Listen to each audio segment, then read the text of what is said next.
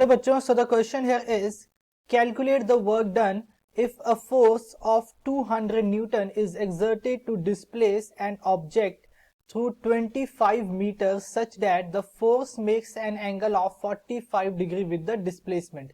ठीक है, जो फोर्स है वो कितने का एंगल बनाए, 45 डिग्रीज का एंगल बनाए विद द डिस्प्लेसमेंट।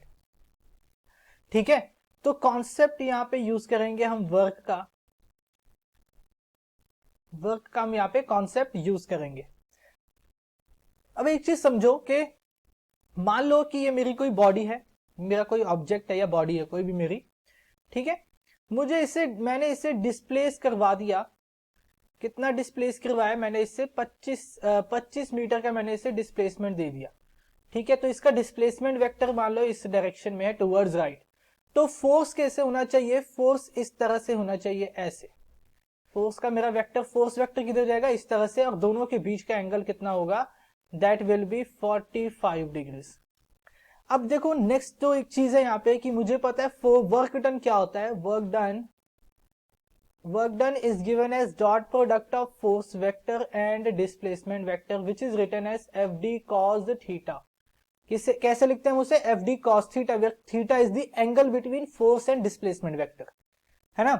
तो यहां पे वैल्यूज को इक्वेट करो तो W आ जाएगा मेरा, फोर्स देखो कितना है 200 न्यूटन का, एंड डिस्प्लेसमेंट है 25 मीटर, एंड कॉस थीटा है 45 डिग्रीज। तो ये आ जाएगा, this will be 5000 multiplied by 1 by under root of 2। Cos 45 degree कितना होता है, 1 बाय अंडर रूट 2 होता है। ठीक है, तो नेक्स्ट अब इसे देखो, हम इसे कैसे लिख सकते हैं, this can be written as further work done 2500 multiplied by 2 divided by under root 2। ठीक है, तो ये कितना आ जाएगा, this will be 2500 under root 2 joule. ठीक है, तो ये आ गया हमारा वर्क डन। जो हमें वर्क करना पड़ा to displace the object through a distance of 25 metre making an such that the force makes an angle of 45 degree with the displacement.